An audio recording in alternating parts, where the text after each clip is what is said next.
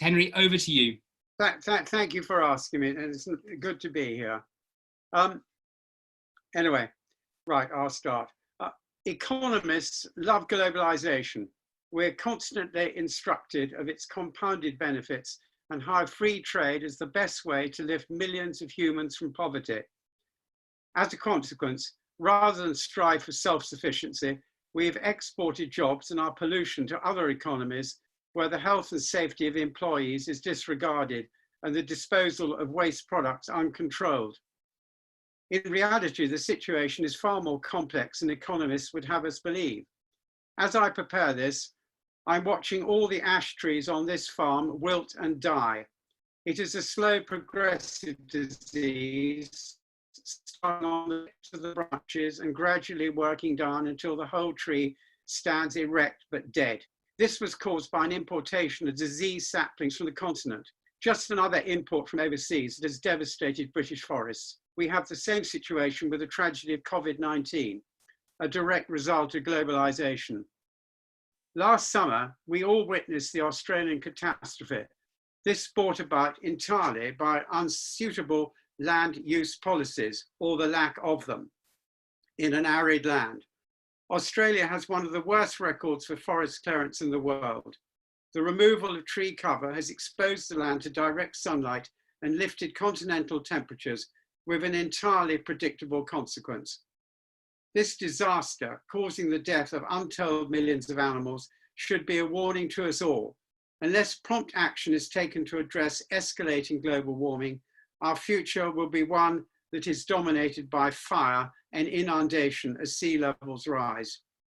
There are solutions, and land use is a critical part of them, but this relies on urgent political consensus, both here and in the international arena.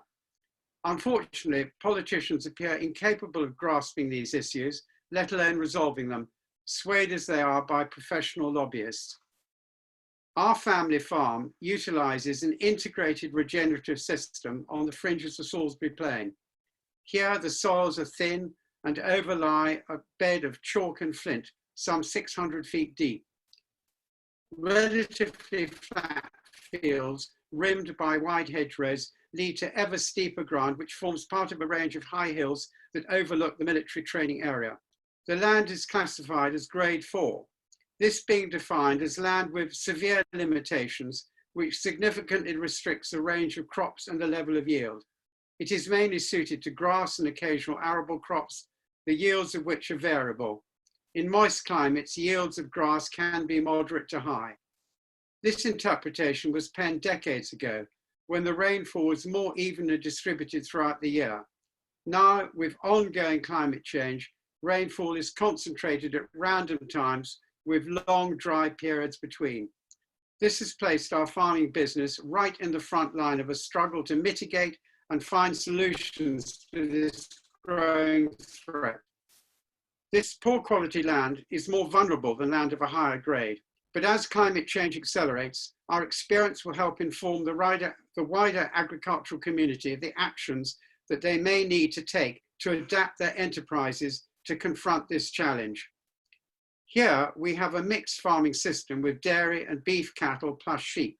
They graze leguminous rich lays, with some fields growing winter oats and spring barley.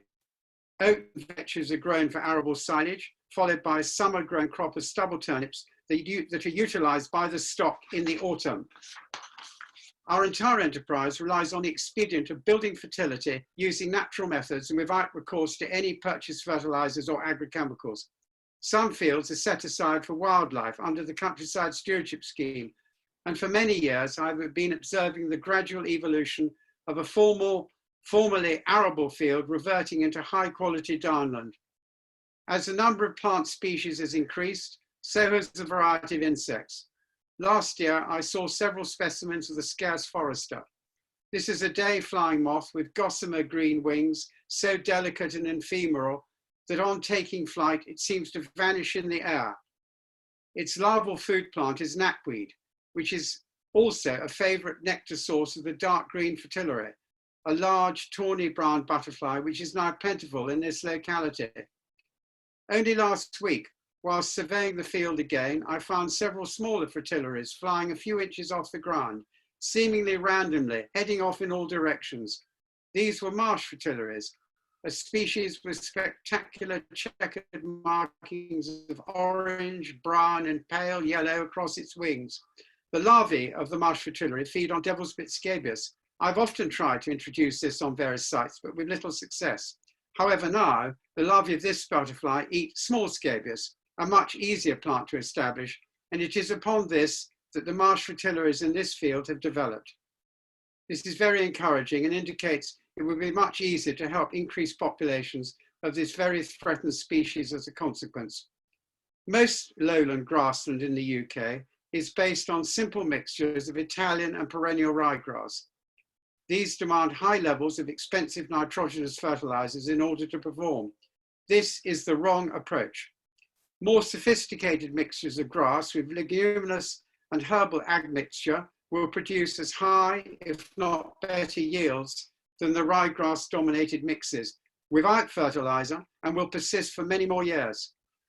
It is unfortunate that several generations of farmers have been so influenced by advisors who saw nitrogenous fertilizers as a means of immediately boosting yields, but the consequent environmental damage was not a consideration. Ryegrass is a very superficial species with a low root mass that fails to penetrate deep into the soil. Consequently, it is vulnerable to drought. To address this, I formulate mixtures of the deeper rooting grasses, timothy, meadow fescue, cocksfoot, and the fine leaf species red fescue. To this are added the legumes, lucerne, sainfoin, and a mix of clover. Lucerne is deep-rooted and highly productive, outperforming all other forage species in overall terms of yield. Sainfoin is the most drought-resistant forage plant. It has high palatability, grows earlier than lucerne in the spring, is anti-helmithic, with stock growing faster on this than any other forage crop that can be grown in this country. White clover is added as an understory species to fill in the base of the sward and provide yet more high-quality forage for grazing animals. These legumes give outstanding nectaring opportunities for invertebrates, and as a consequence, the fields hum with bees. Whilst a fine crop is grown above ground, below an extensive structure of roots develop up to 1 meter down.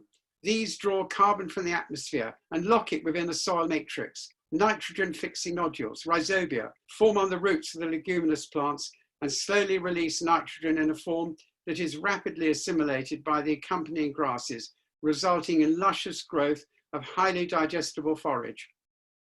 Thus, good yields can be achieved on the poorest soils, but simultaneously the soil itself is enriched. Increasing the inherent fertility and organic matter in the soil improves its resilience, its moisture retaining capability, and the subsequent crop's ability to withstand adverse conditions. These layers may remain down for as long as 10 years. When they begin to show signs of tiredness, they are ploughed and a cereal crop is sown.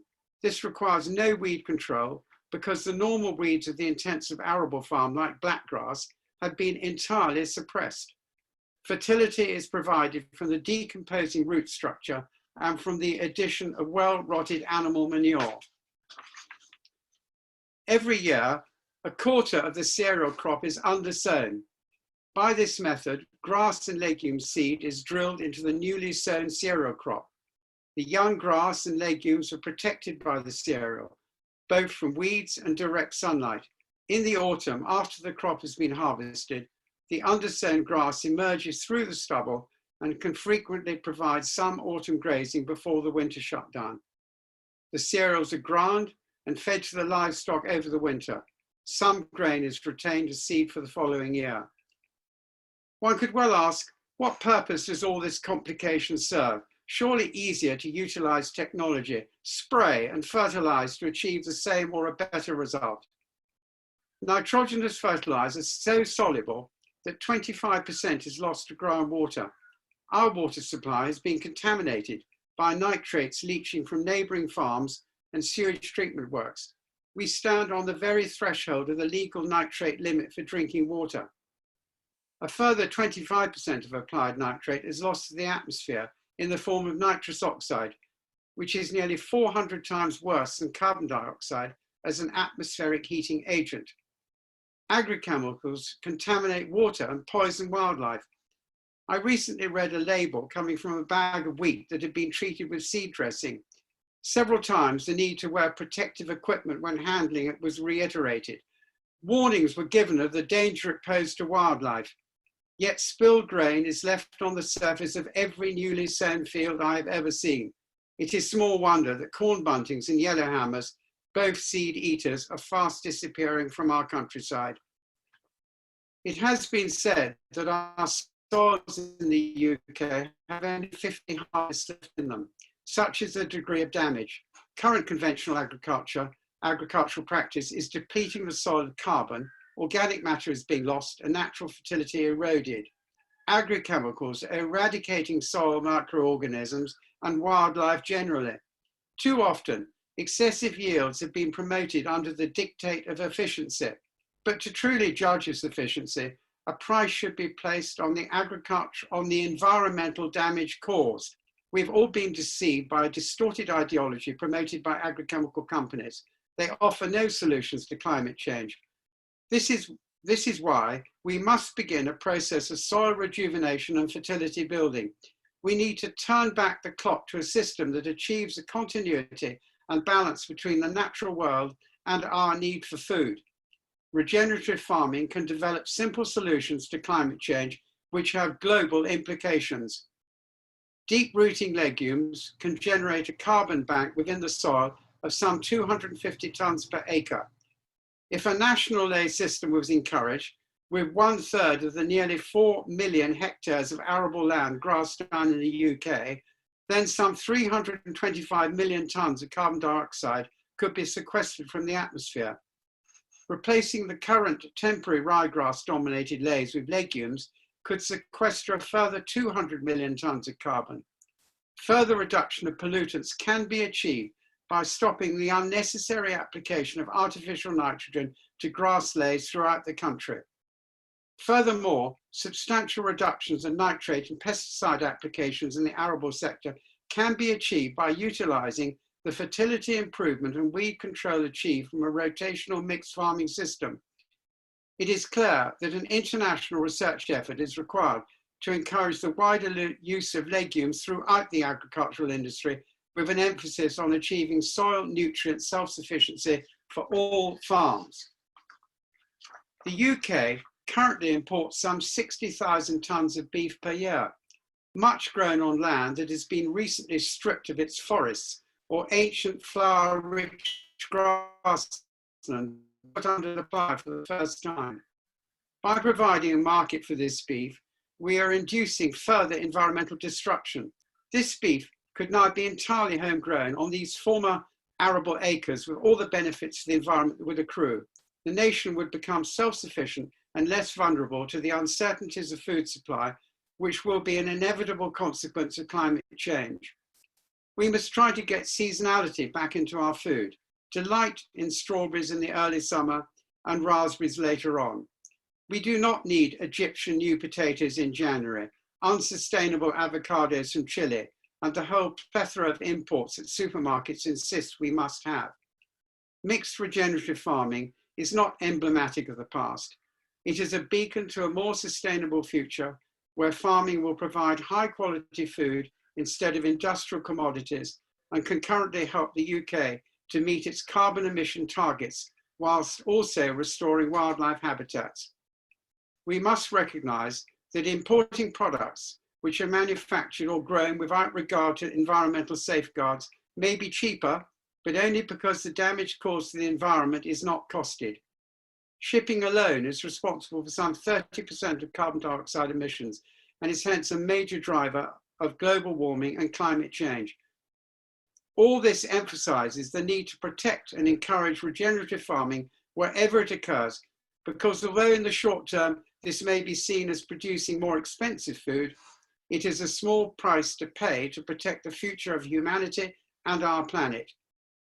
Our future can only be safeguarded by global initiatives to reforest the deserts and the wastelands, to rebuild our soils, to grow more at home, truly sustainably, to recognise that we are but one component in the panoply of the living world.